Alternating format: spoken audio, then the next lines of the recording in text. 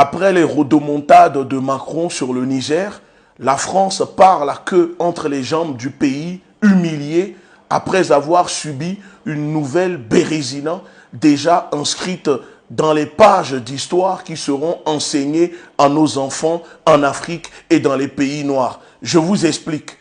L'aide gauloise. Salutations révolutionnaires, salutations peuple africain, salutations à tous depuis ma position ici en Afrique du Sud, à Johannesburg. Encore une défaite de la France et en même temps une perte de crédit de la parole politique au plus haut niveau. Il suffit de voir l'expression du visage de Macron au moment où il annonçait le retrait des forces d'occupation françaises de l'ex-ambassadeur pour comprendre l'échec cuisant que la France vient de subir. Après des semaines de menaces, des intimidations de la diplomatie française, voici que Macron, l'invertébré politique, déclare le départ de l'ex-ambassadeur et de l'armée d'occupation française, annoncé lâchement au milieu d'une petite annonce un dimanche soir sur une chaîne de télévision française. Me diriez-vous que tout cela n'est pas vraiment très glorieux pour la France, n'est-ce pas? Mais avant de continuer, je vous laisse regarder les annonces calamiteuses du dictateur français et nous allons continuer. Ont été frappés par des coups d'État. Est-ce que c'est la faute de nos militaires ou de la France? Non. Il n'y a plus de France-Afrique. Donc quand il y a des coups d'État, nous on n'interfère pas dans la vie politique des pays. Ça veut dire qu'on ne reste pas là-bas. Mais j'ai eu cet après-midi le président Bazoum, parce que la seule autorité légitime du Niger, c'est le président Bazoum qui a été élu par son peuple. Et qui est détenu. Et qui aujourd'hui est détenu en otage et est l'objet de ce coup d'État, parce qu'il menait des réformes courageuses et parce qu'il y a au fond des règlements de compte largement ethniques et beaucoup de lâcheté politique. Je l'ai dit au président Bazoum. Et donc la France a décidé de ramener son ambassadeur.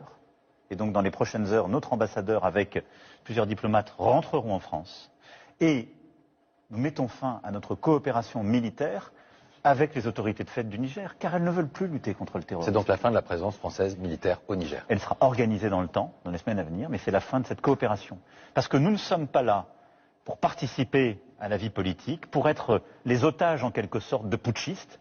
Mais je vais être très clair. On le voit déjà aujourd'hui au Mali. Ils vont rentrer de manière ordonnée dans les semaines et les mois qui viennent.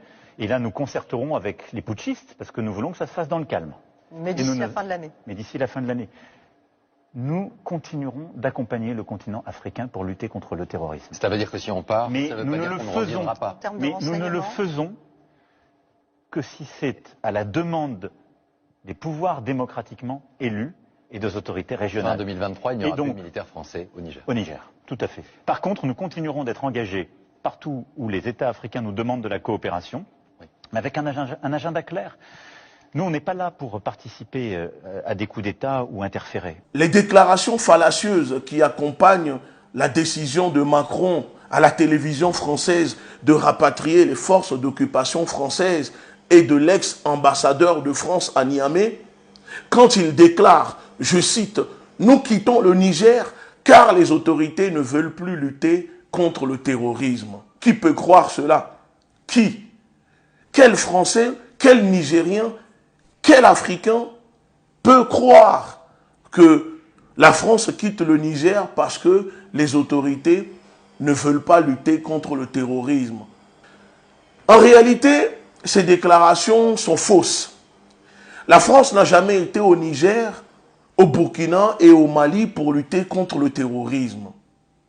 La France occupait ces pays, notamment le Niger, pour protéger ses intérêts. Parce que ces pays du Sahel disposent d'une importante réserve en ressources naturelles et minières, comme le lithium, l'or, le diamant et surtout l'hydrocarbure. Parce que tout le monde, les citoyens de France, vous voyez comment le prix de l'essence à la pompe a fortement augmenté. Ce qui fait très très mal au portefeuille des citoyens français. Et c'est cela qui étrangle le peuple de France parce que le gouvernement français récupère plus de 50% de taxes sur l'hydrocarbure. Bref, juste pour vous dire que la présence des forces d'occupation françaises dans la sous-région n'a jamais été pour lutter contre le terrorisme. Ça, ce sont les déclarations officielles. Mais il y a les motifs masqués de cette présence de l'occupation de l'armée française de la France au Sahel et dans les pays africains. Et ce sont ces motifs masqués qui nous intéressent, pas les motifs déclarés. Souvenez-vous, dans mes 2 précédentes vidéos, je vous avais annoncé, analysé, décrypté qu'en langage diplomatique et selon des sources, des informations que nous avons obtenues, que la France allait annoncer le départ de ses forces d'occupation françaises et le retour de l'ambassadeur Sylvain Ité, devenu Sylvain ITT, mais que, en rhétorique, pour sauver la face, la diplomatie française bombait les narines, faisait beaucoup de déclarations, tout simplement pour ne pas montrer aux nouvelles autorités du Niger que la France avait perdu la bataille concernant la présence des forces d'occupation françaises et de l'ambassadeur de France à Niamey. Encore une fois, le temps vient de me donner raison. Il faut rendre à César ce qui appartient à César. Mais puisque César est un Européen, je dirais plutôt, il faut rendre à Béhanzin ce qui appartient à Béhanzin. Bon, je sais. Mais, vous savez, nous devons quand même rester prudents. Prudents, pourquoi? Parce que